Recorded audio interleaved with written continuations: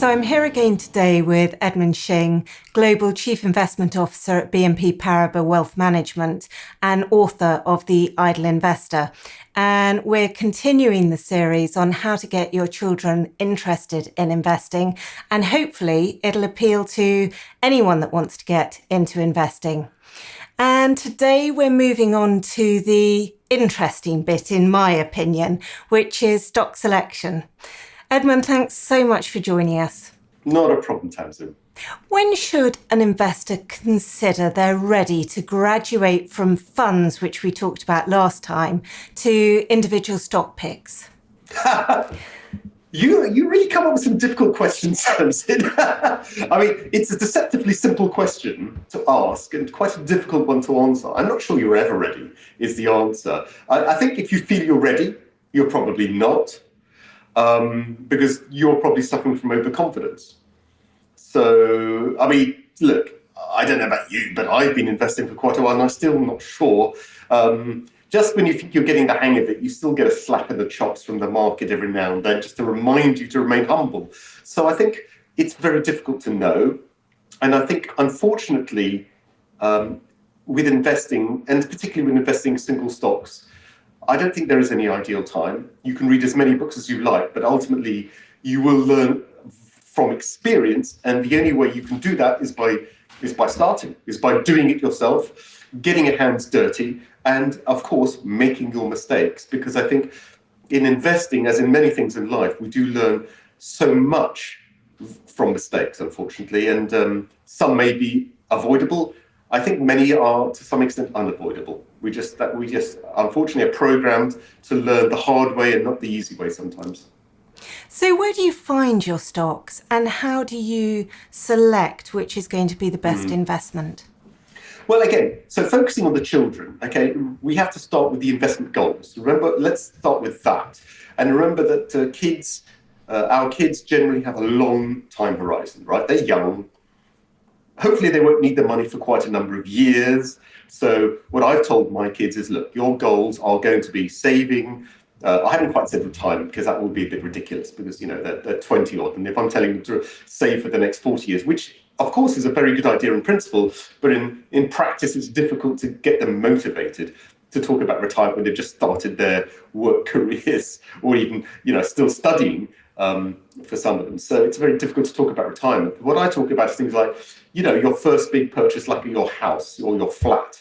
So you need to be saving for a number of years. And these days in particular, particularly if we think around the world, house prices have gone up a lot. It's harder than ever for first-time buyers to get that foot on the ladder. So it probably means they'll be buying a little bit later. So that means that there's probably at least a good 10 or maybe 10 years plus before they're going to be ready to take that step and need the money.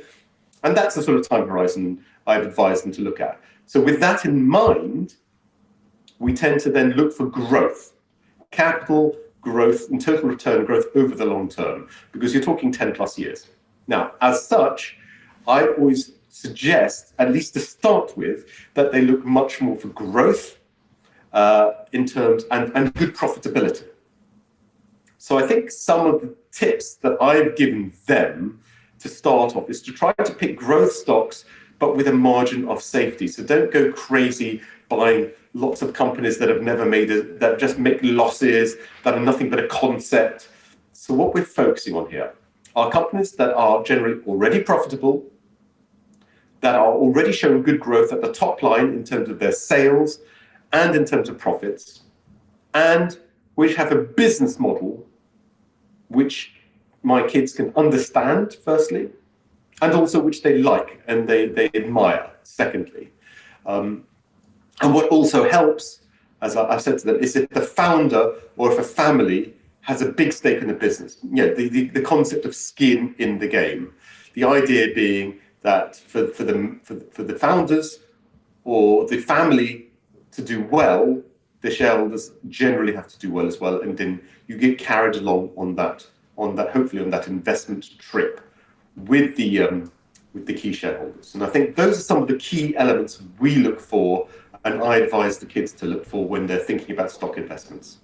And when you talk about growth, what sort of growth are you looking for? Well, that's a difficult one, Tamsin, because it depends on the industry.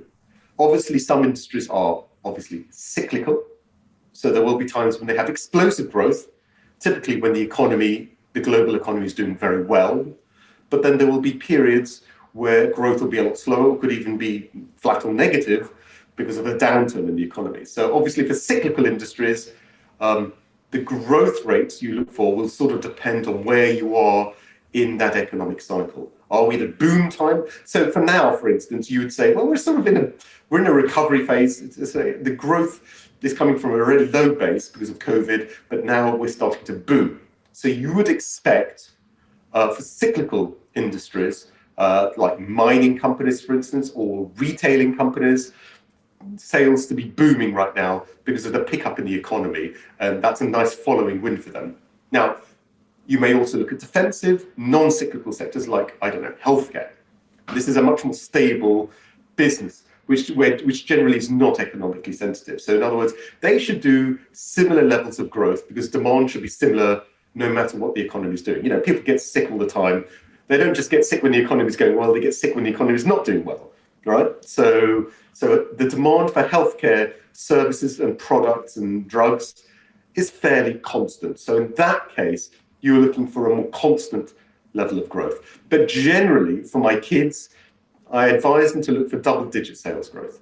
I think, again, and for cyclical companies, maybe higher if you're at the boom point in the cycle, and maybe be a bit more forgiving if you're talking about more defensive, steady types of industries like healthcare. And do you have any other metrics that you look at, like margin or return on capital employed, or any other sort of checklist that you ask them to look at? There are lots, Tamsin. So again, I try to keep it simple because, if you make it too complicated, the chance that they actually follow the checklist is minimal. So I try to keep the checklist very short, but very much, again, going back to the academic research, what has worked in the past, and bearing in mind levels of risk as well as the level of return. I think what tends to work well, and what I've advised the kids to look at, is high profitability in terms of return on equity. And what would that be? Well, that again, it depends on the industry, but I would say minimum of 15%. I prefer 20% plus, but a minimum of 15%, I think, is what they should be looking for. And of course, you have to couple that with a low level of debt or even cash on the balance sheet, because again, remember that return on equity is sensitive to what we call gearing, or the amount of debt that a company uses. That you can boost your return on equity by using this financial leverage, but that can be a double-edged sword. So I prefer the kids to look at companies which have high profitability without the need to resort to high levels of debt to sort of juice up their return on equity. And also I ask them to look at cash flow. Now, cash flow is a tricky thing, but the way I explain it to the kids is that earnings can be sometimes manipulated by companies. There are tricky ways that they can alter these numbers. Adjusted earnings can have all sorts of little pitfalls in it. But it's very difficult for companies to lie about cash flow. So I do suggest that they look at cash flow. And what we want to see is positive net cash flow after investments. So the idea being that companies are generating cash, and that generally is either money that can be reinvested for growth, or can be paid out as dividends, or can sit on the balance sheet, solidifying the balance sheet, bringing down debt or building up net cash.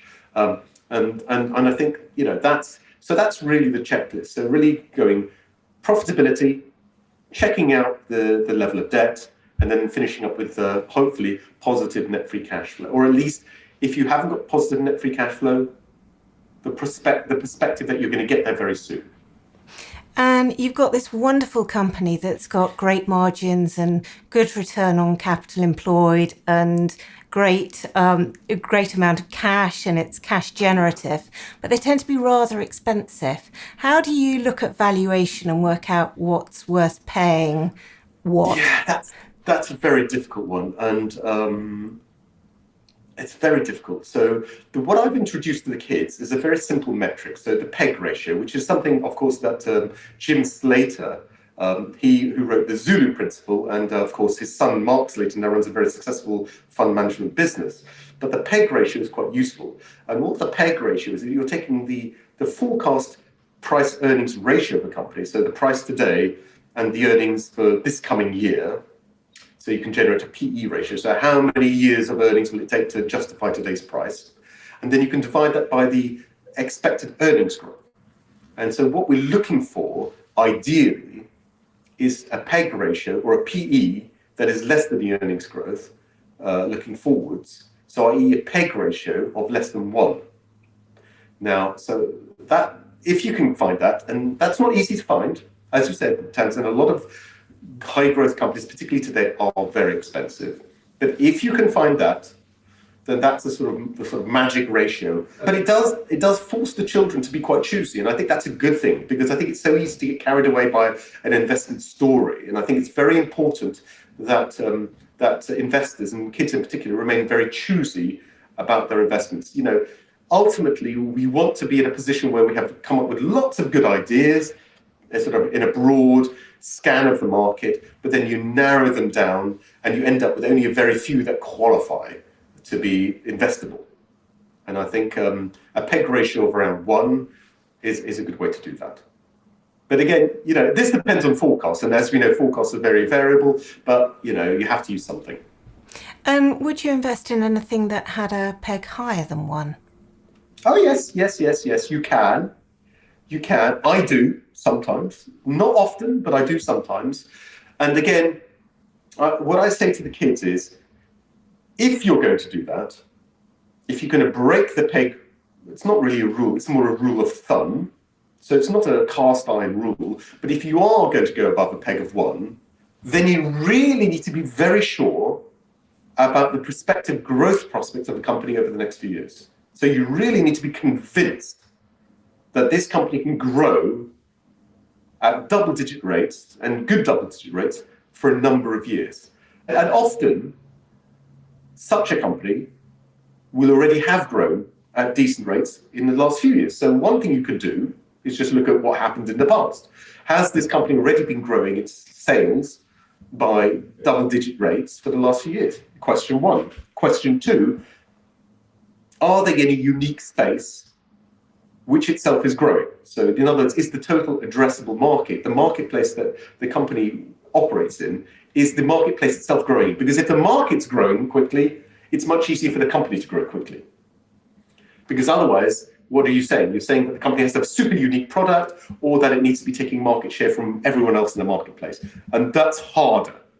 But if you're well positioned in a market that itself is growing quickly already, let's say the video game market, to take one example. So if you are a video game maker in a video game market that's expanding quickly, in a sense, what you're betting on is you're betting on the company to ride that wave of industry growth. And that's a lot easier than finding a company that can grow market share and beat out its competitors in a slower growing market. And where do you get your ideas?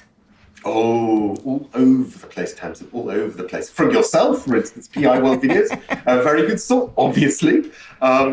I've advised them to look at Twitter. I've advised them to try to listen to company presentations. So, you know, again, you do that yourselves. Investor Meets Company, do that. You have the Mellow events. So I try to get them to watch some of the playbacks. You know, there are lots of events where companies present, and that's quite interesting. I've also get them to use stock screening software. You know, like Stockopedia, for instance. That's again a very good way. It's a little bit more quantitative, but it can throw up ideas. And most importantly, I've told them to look around. Just look around and use their own experience and the experience of their friends. So what do they hear about that's growing quickly, that's doing very well? You know, it's their own experience. It's, I think, what we call scuttlebutt. And that's something that Peter Lynch, in his book, What Up on Wall Street, advised. And I think that's very good advice. Your personal experience, or the experience of those close and dear to you, can be very, very helpful in finding ideas. And how long do you spend on researching one idea? Yes. Well, personally, I spend quite a long time. I suspect my children spend less time, which is why I try to come up with a simple checklist for them. But I personally do spend quite a lot of time. I do, for instance, when I come up with, I tend to work from the industry. So I need to be convinced that the industry is growing, first of all, for growth stocks. Whether it be video games, whether it be audio and video streaming, whether it be pet care and pet nutrition, or even vegetarian and vegan products for a new way of eating, right? The way the millennials eat, they want to be healthier, would eat healthy nutrition, and often these are vegetarian or vegan-based diets. But in each case, first of all, I have to ask myself, am I convinced that this is not a fad, but this is a structural trend in growth? This is going to last and continue to grow for a number of years to come. First point. Then I think secondly, so I've got to do the research on the industry itself, first of all, to be convinced that that itself is growing well. Then secondly, you have to look at the company. And of course, you look at the numbers. So for that, you can use, as I said, something like a Stockopedia. There are obviously many other systems available, such as ShareScope, SharePad, such as Bloomberg, for those of you lucky enough to have access to a Bloomberg. I mean, there are plenty of systems. And if you don't have any of those, there's even things like Yahoo Finance, Google Finance. There's a surprising amount of data available for free when you dig around on the web. But then I also look to company presentations and the company websites. I think that's essential to get a feel for it. And if possible, go and visit the company. Or if it's a retailer, for instance, go into the shop. I mean, just go into the shop, look around. What do you think? I mean, I'll take one classic example. I looked at the numbers for a company called Shuzo, a shoe retailer, right? It's a discount shoe retailer. And I thought, that's an interesting company. The numbers look good. The returns look strong. And then I walked into a store and I thought to myself, okay, I may not be the target demographic here, the target customer, but honestly, I wasn't very impressed. It was all a bit gaudy. The quality of the product didn't impress me. And I thought, what is unique about this company? And I couldn't really come up with an answer. And so I think, again, that personal experience is important. When you can't get it, at least looking through the company presentations and the company website at all the reports. So reports and accounts are important, for me at least, because I do like to look at what the company says. It's very important, I think, to look at what the company is saying, both the chairman, the chief exec. If you can listen to a presentation or watch a video presentation from the company, even better. And also look at any company presentations like PowerPoint presentations they put up on the website, because you find a lot of very interesting details sometimes about their marketplace, about their business model, about the way that they feel that they're unique and have a unique proposition. I think all of these things can come through quite nicely in presentations or the material on their website sometimes. So I do a lot of digging there. And often I actually look at their competitors to see, well, okay, who are the competitors and are they better? Do they look like they're better than their competitors? Because again, if it's a case of they need to take a bit of market share, well, how are they going to do that? By being better. So how are they better? And you've got to figure that out by looking at the competition as well. So there's quite a lot of digging involved, basically. So how many hours do you think you spend researching a company as against how long your children spend? Oh, goodness knows. More. A lot more. I don't know. I would say that because it's incremental, isn't it, Tamsin? Because often I buy several companies in the same industry. So, for instance, take an example. Let's say at the moment, I'm very convinced about the prospects for platinum, palladium, and rhodium mining, so platinum group metals. So obviously, I've done a lot of research into the industry, into the uses, into the supply and demand characteristics. But once you've done that because the companies are all going to be operating in a similar space. So you don't need to reinvent the wheel every time. If you've done that work, you've done that work. Yes, you're going to learn a bit more, you're going to update, you're maybe going to find out a bit more detail as time goes on, but you don't need to redo all that industry work.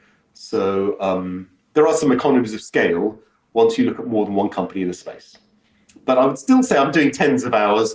But you know what, Tamsin? Just because I buy a stock doesn't mean I finish.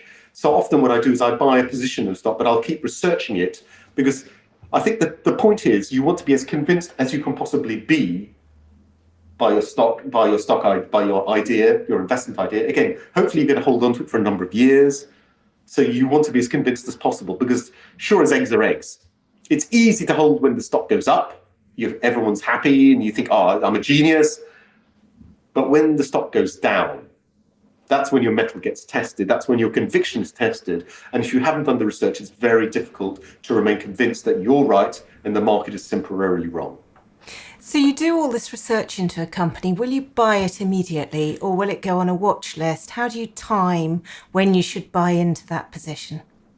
Yeah, that's a tough one. I mean, personally speaking, and this is not something I do with the kids, but personally speaking, I do a lot of, as a last sort of level of research, when I'm convinced by the idea, by the numbers, by the company, the management, then I look at the charts. I look at the technical analysis, simple technical analysis, but technical analysis nonetheless, to look at where it is. And one methodology that I have introduced to my eldest son, not the others yet, but my eldest son, is what we call is some called Weinstein. So Weinstein, this chap Weinstein wrote a really good book about buying and selling, and it's quite an old book actually. It's nothing new, but I managed to get a second-hand copy, which I think I found very useful because I do like to have those physical copies of these sort of investment books, and he talks about 4 stages in the sort of cycle of a company's share price. So stage 1 is what we call the bottoming, where it's stable and bumping along, going basically sideways in a trading range. Stage 2 is when it accelerates in a breakout, so it breaks out of this sort of trading range sideways and it accelerates up. So that's the sort of acceleration phase, and that's typically when you want to be buying the stock, when it's breaking into out of the stage 1 flat line and breaking into a stage 2 acceleration to the upside. Then you get the stage 3 where it sort of, again, it flattens out, having risen sharply, then flattens out at the top, and that's maybe when you're thinking about you're taking your profits. Maybe not, but you're looking more carefully at the share price and thinking, okay, it's pausing here. Let's see what it does next. And if it enters the stage 4 where it starts to decline significantly, then you would sell. But what you often find is a share. So again, the initial timing, what you want to do is buy as close to the beginning of that stage 2 breakout as you can. And so that's what I've tried to get my elder son to do, and he uses that methodology because what you're trying to capture is that acceleration, the initial acceleration phase. And what you'll find with a good growth stock is it may start in a stage 1, so you're watching it, but you don't do anything. Just put it on the watch list and wait. When it breaks into a stage 2, you buy it, and you have to buy it within 15% of the initial breakout point. So, again, the idea is you want to buy it, but you don't want to be chasing it. If you're late, you'll just have to wait. Because, again, the risk reward isn't as good if you start to chase when it's already up more than 15% from the breakout point. And often what you find with a really good stock is it'll do a stage 2, it'll flatline at stage 3, and then it'll restart a stage 2 breakout again. And then it'll go on another big run up. And that when that happens, it's happy days. So that's why you don't necessarily sell just when it flatlines after a good run. You always want to give it a bit of space in case it goes on another run to the upside. But if it definitely breaks to the downside, that's maybe when you consider selling. And do you look at any specific technical indicators? You probably look at moving averages, but... Plenty. Yeah, I mean, again, I think Weinstein, and I like this, again, keeps it simple. So what he uses is the 30-week moving average or 150-day moving average. So again, for him, if that's moving up and the stock breaks above that, so in other words, the stock's going higher and the moving average itself is going higher, the 150-day, and the stock breaks up through the 150-day moving average, that's a good sign. And then the reverse, of course, if the stock's breaking down, the 150-day moving average is flatlining, moving down, and the stock breaks down through it, that's, again, a sort of a warning signal. So I think I like to use longer moving averages because, again, that's my style. That's a style of investing I do, and I try to encourage in the children longer term investing. We're not trying to swing trade or day trade. We're trying to be investing for the long term. So you need to use long-term indicators and not try to worry too much about short-term stuff. And are there any other indicators you use in terms of technical analysis? Plenty. What I like to look at are what we call divergences. So, for instance, you may use something like the moving average convergence divergence indicator, also called the MACD. And what I like to do is look at the trend in the stock and the trend in the MACD indicator and see if they're moving in the same direction or moving in different directions. So often if they're moving in different directions, so let's say the share price has been sort of trending down or sideways, but the MACD has been moving up. That's interesting because that divergence tells you, or suggests at least, that the share price itself might start to move up and follow the MACD soon.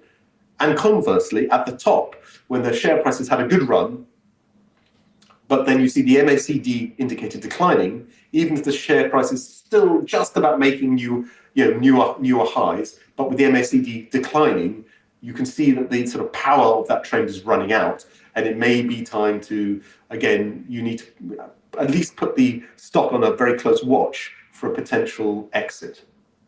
So that the convergence divergence is very useful for that. And do you use relative strength index at all? You can do that. I mean, it's horses for courses. I like the MACD. Some people like the RSI. But again, the RSI tends to be a shorter term indicator. So that's more for people who are engaged in shorter term, trading on shorter term timeframes. But as I ultimately would like, if possible, to hold on to the stock for years, not just months, but years. I don't really use that as much. And how do you then manage risk? You've bought your position at whatever price it is. How do you discipline yourself to manage risk? It's hard. It's very hard because there will be times when you're going to have a down cycle, and you don't want to be shaken out necessarily by a temporary correction. But what you do want to do is avoid major bear markets. So what I personally have is I have a battery of indicators which I look at to suggest to me when we might be entering not just a small correction, but a bigger bear market. Typically tied to the economy, funnily enough, because typically, as you know, Townsend, the major bear markets typically occur when we're going into an economic recession. So one thing you can look at is leading economic indicators and say, well, when the economies are worsening and maybe going from positive growth to zero or negative growth, that's a bad sign. That's the time when maybe you want to be very careful because, again, the potential for a bear market in equities is much higher when you're in a recession. Outside of recession, you get corrections. You can get flash crashes, you get all sorts of things, but they tend to be corrections which then ultimately resolve themselves in the stock market, ultimately going back and getting to new higher highs. So in that case, you don't necessarily want to be shaken out by that sort of movement. But yeah, bear markets can go on for a long time and result in destruction, wholesale destruction of your stock portfolio, particularly if you're invested in small caps. So I think that's the key thing to watch out for, that's for me the big risk in the long term, because that can set you back a long way, as it would have done in 2007 to 2009 or 2000 to 2003, for instance. So if the whole market's crashing, what do you do? Well, you have to bite the bullet and sell, even if it's at a loss. It's as simple as that, because again, there is nothing like retreating to defensive positions in cash. And certainly I would start by selling the riskiest stocks. These can be the most cyclical stocks, the ones with the greatest economic sensitivity. So they could be in very economically sensitive industries, like, for instance, leisure and tourism. That tends to be very hard hit when recessions come. Manufacturing can also suffer a lot. Mining, these can all suffer quite considerably when recession hits. So these are the industries you want to be selling out of first. As I said, defensive sectors such as healthcare tend to suffer a lot less because they're not economically sensitive. That doesn't mean they can't go down, but they shouldn't go down as much as the more economically sensitive stocks and sectors. So start with the economically sensitive stocks and sectors and get out, or at least reduce those positions first. And if the overall economy is not affected, but your one position is, how do you, or when you're looking at one position, whether it's going up and down, how do you manage the risk around that? Well, I think if a specific stock corrects, and the market in general is fine, but a single stock corrects, generally it's due to news, right? There's usually something that happens. And so the first question you have to ask yourself is, okay, you've done all this research and you've been convinced by the story. Has the fundamental story changed as a result of this news? Now, remember that there is something called a recency bias, which we all have. as investors. And the recency bias just means that we tend to put too much emphasis on recent news events. So, of course, if something happens to a company, it could be bad news. The first question you have to ask yourself is it a structural issue, or is it a one-off temporary issue which the company can quite easily fix, get over, and move on from? Because if it's a structural issue, if it's a problem with the business model or a problem with the overall the market that the company operates in, and there's a big change there, then maybe you just want to say, okay, the story has changed. This is not what I invest. This is not the story I invested in now, and then you may have to get out. You may have to sell. If, however, on the other hand, it's a temporary issue that you think the company can fix, or it's a one-off, then actually, rather than selling, you might even want to buy more, or at the very least, hold what you have already. Because again, these temporary setbacks can be good opportunities to add on weakness at attractive prices. But before doing that, you have to be convinced that the fundamental story hasn't changed, that the event is something temporary or that is overblown, and that if it is a problem, that the company can fix it and fix it quickly. Now, obviously, profit warning or news will move a share price, but what else might move a share price? Oh, anything. I mean, geopolitical events can move share prices quite easily, for instance. If, for instance, we had a geopolitical event in the Middle East, let's say a blocking of the Straits of Hormuz, meaning that oil tankers can't get the oil out, causing a spike in the oil price because of tensions between Iran and Saudi Arabia, something like that. That can come out of nowhere. Or there could be renewed tensions between the US and China. And that can have an effect on all sorts of industries and stocks, at least temporarily. So again, the question is there, with these types of events, the question is this going to calm down? Or could this escalate? Because if you think it could escalate further, then it can drag on. Then it can have significant economic effect. Then you have to consider, do I want to remain invested in companies and industries which could be affected over a good period of time by these tensions or this escalation in tensions? So I think that, and that's very difficult to know, obviously. But generally, my rule of thumb, Tamsin, is there are always reasons to worry. And in general, most of the time, 70% of the time, the stock market still manages to go up. So a lot of the time we are climbing, as stock market investors, we are climbing a wall of worry. And there are always reasons to be worried. And so you have to ask yourself, is it a structural issue or is it a temporary issue? More often than not, it's a temporary issue. And as I said, then the stock market eventually goes on to make new highs. So you have to be quite cynical about it and say, well, is it a big change? Are we looking at a big slowdown in the economy? Are we looking potentially at recession or not? And what about market makers or bulletin boards and other factors that can move share prices? Yeah, this is difficult. I mean, I tend not to look at bulletin boards. You're right, you can get stock rampers, and you see this on Twitter as well. People ramping up the stocks that they're invested in. The best thing I can say is try to ignore that. Don't look at their stock tips because they obviously have their own agenda that they're pushing. And remember that they could be selling just as you're buying. Okay, so they could be pushing up the stock tip so that they can get out at a profit, and then you're the bag holder, you're the one left holding the baby at the end of the day. So again, it pays to be a little bit cynical, but I try to tell the children to just ignore stock tips, whether from a magazine, a newspaper, Twitter, a bulletin board, whatever. I think this is all, there can be some useful information on specific companies and industries on these bulletin boards, but a lot of it is just share ramping and should be avoided. So I try to ignore it. And what about record keeping or a trading diary or anything to sort of keep a track of what you're up to? Absolutely essential. Absolutely essential. I personally write everything down, and I keep an electronic record as well. So I have 2 records, and I suggest to children that they do at least an electronic record So when they buy something, they write down why they're buying it. And when they sell something, they write down why they sold it. Because it's important to have, I think, a diary, because that's the best way to learn from your mistakes. You can review what you did, say, well, why, you tend to learn from mistakes more than from your successes. So when things don't work, again, it's always good to write these things down and ask yourself, so why didn't that work?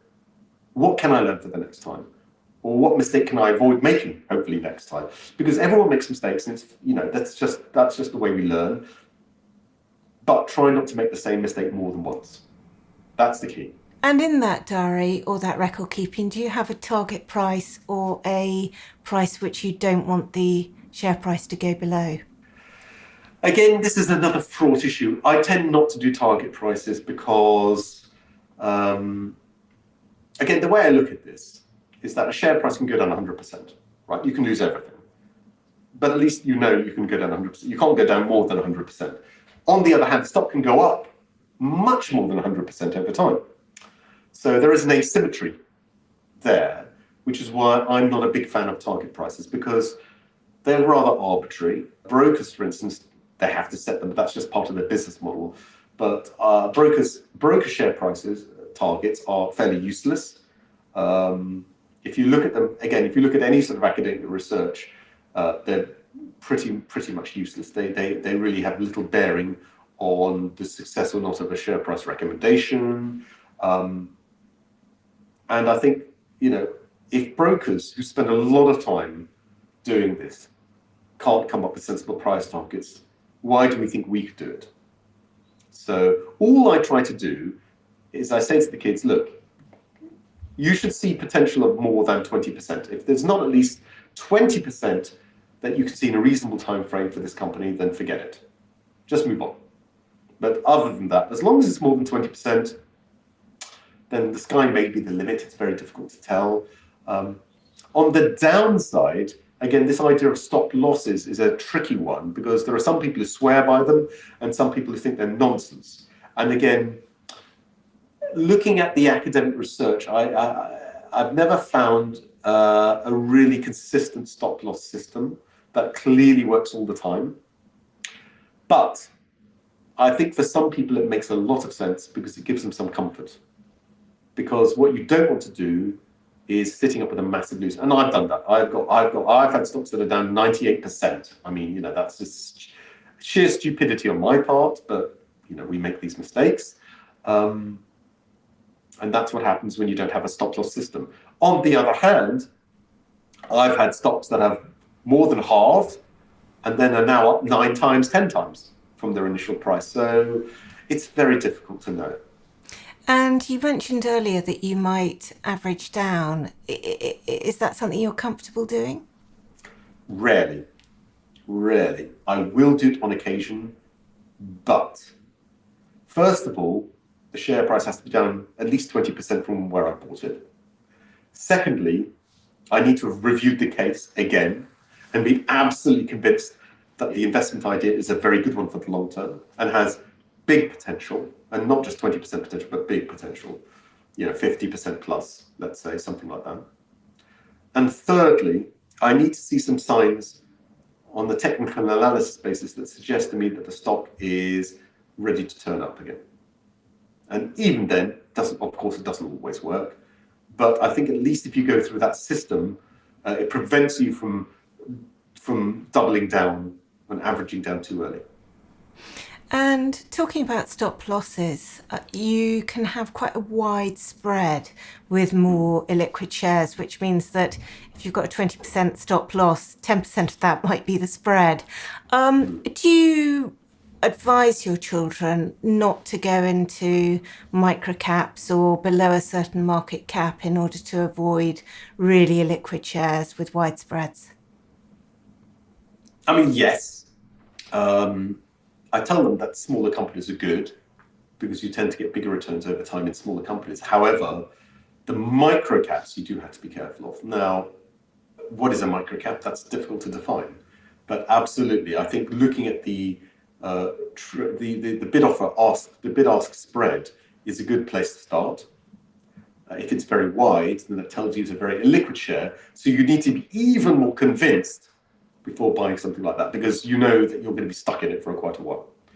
Now, so for the kids, I tell them to try to avoid that, or if they're not sure, to ask me, and I'll tell them whether it looks very illiquid or not. But generally, you can see that from the trading volumes. So I say, look at the volumes, and if the volumes look very low day after day, and sometimes you get some really weird jumps up and down, then that's probably a good indication of very low volume, very illiquid stock. So be extra careful before getting into that. And if you are going to get into that, you really need even a higher potential upside.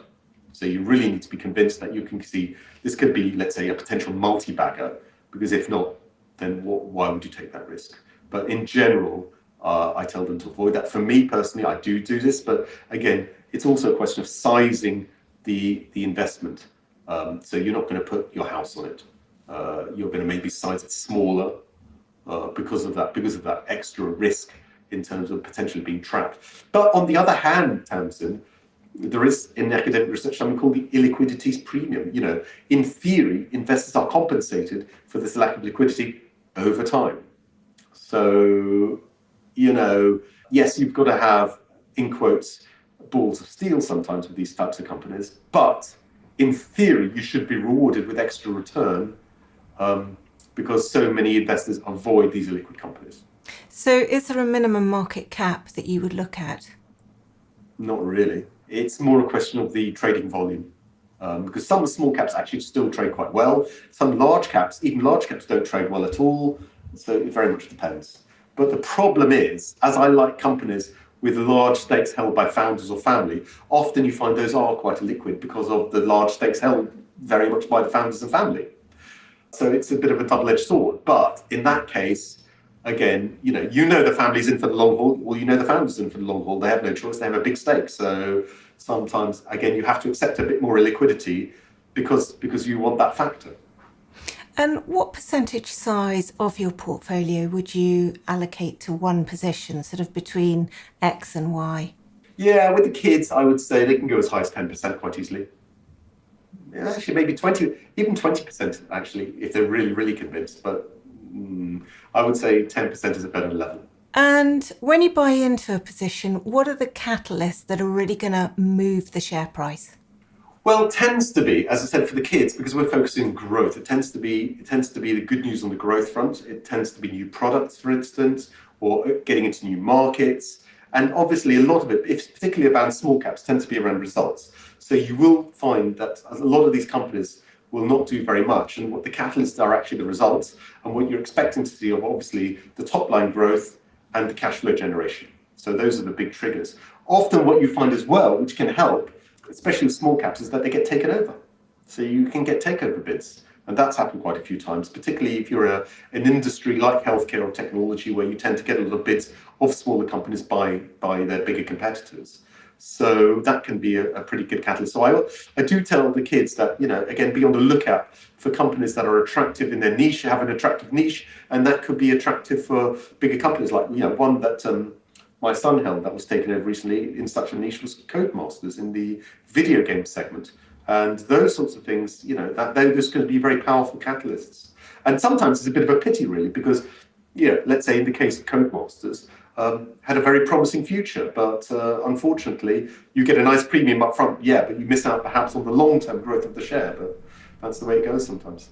And how do you feel about IPOs? I tend to avoid them, very simply, because generally you don't have a lot of information on the company. Often you have very little financial history. And thirdly, you always have to ask yourself, who's selling and why are they selling? And the people who are selling generally know a lot more about the industry and the company than you do.